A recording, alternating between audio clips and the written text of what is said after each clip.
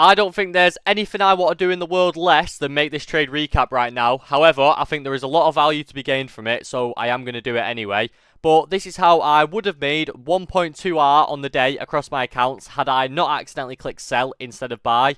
So let's get straight into it. So going back to 9:30, what was I thinking? Well, if we go into the weekly, you can see we have recently swept out this weekly intermediate term low into this weekly imbalance, where we have started doing what? Well, if you go into the 2 hour, you can see we've started displacing higher, where we're now disrespecting bearish and respecting bullish with this 2 hour. So how is high resistance confirmed? High resistance is confirmed when we sweep out liquidity into an imbalance, we start displacing away, creating a line in bias PD arrays and disrespecting the opposing bias, which is exactly what we have here. So we can expect this low to be high resistance and for us to confirm this bullish, continue this bullish move up. Now, in terms of drawing liquidity, what do we have? Well, if you look to our left, you can see, oh, not there.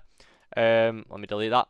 If you look to our left, you can see we have this low resistance leading up to what? Well, if you go on the daily, you can see we have this beautiful unfilled daily imbalance just above. So this gives us the framework. Let me just bring, oh wait. There we go. So this gives us, add this pre-made. This gives us this sort of framework where we've swept out liquidity into an imbalance. We started displacing away, disrespecting bearish, respecting bullish, with an abundance of liquidity above, being this low resistance leading up to what? Our unfilled daily. So we have reasons to rebalance above and liquidity to take and a complete lack of liquidity below. So we can be very confident in our high time frame being bullish here. Now, if you do go on the 30-minute, you can see we are displacing lower where we have opened up this bearish 30-minute. However, I am assuming that this 30-minute is going to fail just based on the current high time frame trend, the liquidity that's available, and you know, just what's going on in the chart, the high time frame narrative. So I'm not really giving this much attention. However, you know, if we were going to reverse from where we're at, this 30-minute is going to be our condition for lower. So my conditions going into the day was that 30-minute and was also this 2 hour that we were currently inside at 9:30. So I was either hoping for an open low where we sweep out the low into the 2 hour and then trade higher where I can just take my low hanging fruit being this 30-minute. I don't actually know if it was there. I think it was lower. Yeah. Being that 30-minute, or we leave that 2 hour, but obviously we were inside of it at 9:30, so we probably weren't going to leave it. But if we did open higher, generate a little bit of liquidity below, and then get strong displacement down, then I could assume that this 30-minute is going to end up giving us that reversal.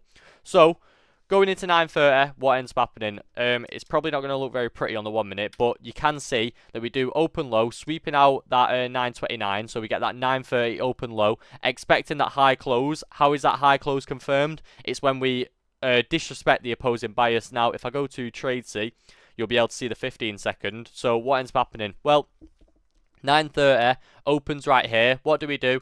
Well, we open low, sweeping out that 9:29 candle. We then trade higher, disrespecting this 15-second. Why is this 15-second valid? Well, this is the swing high to the swing low. Do we have a 30-second on this leg? Nope. Are we inside of anything on the high time frame? Not inside of 1 minute, not inside of 2 minute. So this 15-second is the highest time frame in the current manipulation leg, so it's completely valid to take. We then get literally the most perfect close above that you can want. Now, the thing is, we are getting a pretty small body compared to the wick. So a 6.5 point body compared to a 1.75 point basically what I'm trying to say is the wick's bigger than the body. However, why can we kind of ignore this? Well, not only can we ignore it based on the high time frame narrative, but also look at the candle leading up to that. Look how strong this candle beforehand is. 16 points compared to like a 2-point body, a 2-point wick, sorry. Also, we have a massive wick at the low, so it kind of like cancels out the wick at the high in a sense, because we are still showing rejection from the lows. That's where you should have market entered buys, not sells. Don't ever enter sell in this situation, and it would have ripped straight to TP. Obviously, no need to go break even at any point during this leg.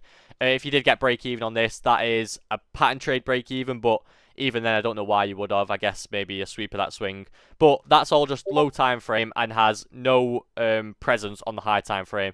So you should have held this to the 30-minute Probably not further, because as you can see, we are now respecting that 30-minute where we have started displacing away. So just take the low-hanging fruit. Don't bother trying to, go for the full court shot.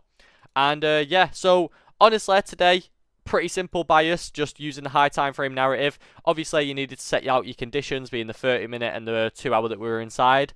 But hopefully, you were able to catch this beautiful Judas. I'm probably going to quit trading, to be honest, because I don't really want to. I don't want to face the charts after what happened today. But yeah, if you did gain value from this recap, make sure to smash all the buttons below, not the dislike button. And I will catch you in the next one. So peace out.